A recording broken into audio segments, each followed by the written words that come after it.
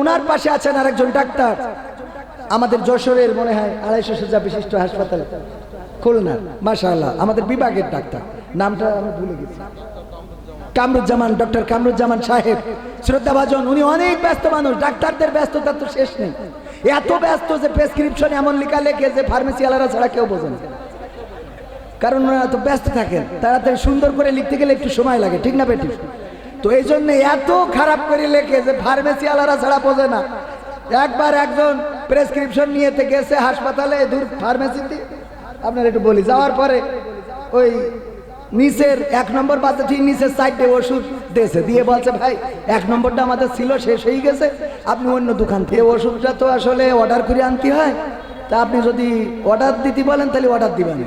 তো বলছে না আমাদের তো এখনই লাগবে। আরেক দোকানে গেছে, সে যেই বলছে ভাই এই ওষুধটা তো ফ্রিজে রাখতে হয়, আমাদের এখনো ডিপ ফ্রিজ কিনা হয়নি, তো এই জন্য ওষুধটা নেই। আরেক দোকানে গেছে, যেই বলছে দেখেন দিন এই ওষুধটা আছে কিনা, বলছে ভাই এই ওষুধ তো বেকায়দা ওষুধ, কার এই রোগ হয়েছে? তা বলছে যে আমার এক আত্মীয় বা আপন জনমুখীর, আমার ভাইয়ের বা আব্বার দুলো ভাই। তা বলছে আল্লাহ, ও তো যা খাতি চাই খাওয়াই দিয়েন, জীবনের শেষ খাওয়া খাওয়াই দিয়েন, এই ওষুধ যা লেখে সে আর বাঁচে না।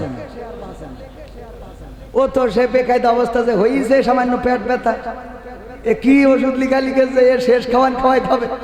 ডাক্তারের কাছে গেছে, যে বলছে স্যার এ ওষুধ লিখেছেন নিচের সাইডে তো পাইছি, উপরেরটা পাইনি। এ ফার্মেসি ওয়ালারা তো সব দেখি কেউ কয় যে ভাই অর্ডার দিয়ে আনতে হবে, এটা আমেরিকাতে আনতে হবে, লন্ডনতে, ফিলিপাইনতে, ফিলিস্তিনতে। একজন তো বললো যে যা খাতি চাই রুগীর খাওয়াই দাও, ওর আর দরকার নেই। তো ডাক্তার এটা কি ওষুধ আসলে? ডাক্তার বলছে ভাই ওটা তো আসলে কোনো ওষুধ না। তো বলছে কি? বলছে নতুন কলম দাগ পড়ছিল না, তাই উপরে একটু দাগাদাগি করেছি। সহ্য না করিয়ে পারা যায়? নতুন কলম বল একটু চালু করার জন্য উপরে একটু দেখেছে, আর ফার্মেসিতে যেয়ে এবার কবরে পাঠাই দিয়েছে। তো এই জন্য যাই হোক, আলহামদুলিল্লাহ আমার ডাক্তার সাহেব পাশে বসে আছেন, উনি আসলে ওরকম না। আমি এটা বললাম, এরকম আছে অনেকে, আবার অনেকেই সার্টিফিকেট না নিয়ে ডাক্তারি করছে, আছে না নাই? বলছে আইসিইউ কি? বলছে আইসিইউ হইলো মানে আইসিইউ ওই সেই মোশাররফ করিমের সেই ভূগোলের মতো। বলছে যে ভূগোল কি?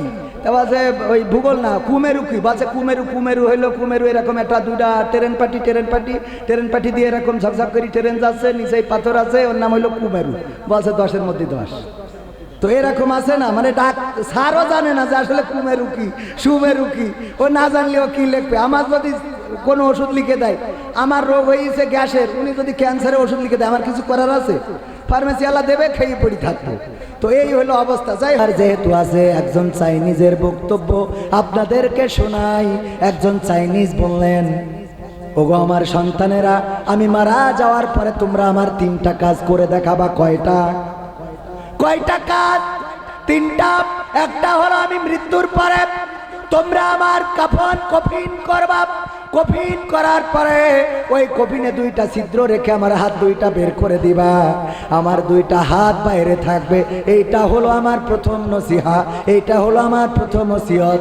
2 নম্বর হলো আমার কবরে নিয়ে যাওয়ার পথে, আমার যখন কবরের দিকে নিয়ে যাবা, তখন আমার 2 হাতের ওই পাশ দিয়ে টাকা ছড়াতে থাকবা, আমার জমানো অর্থগুলো তোমরা খরচ করতে থাকবা, রাস্তায় ছড়াইতে থাকবা। আর 3 নম্বর নসিহা হলো, 3 নম্বর ওসিয়ত হলো, ডাক্তার ডেকে এনে আমার খাটিয়াটা বহন করাবা। ধনী মানুষ মারা গিয়েছে, মারা যাওয়ার আগে ওসিয়ত করেছি। সন্তানেরা জিজ্ঞাসা করলো, ওগো আমার পিতা, এমন কেন ওসিয়ত আপনি করলেন? হাত কেন বাইরে রাখতে হবে? টাকা কেন ছড়াতে হবে? আর ডাক্তার দিয়ে কেন কফিন বহন করাতে হবে?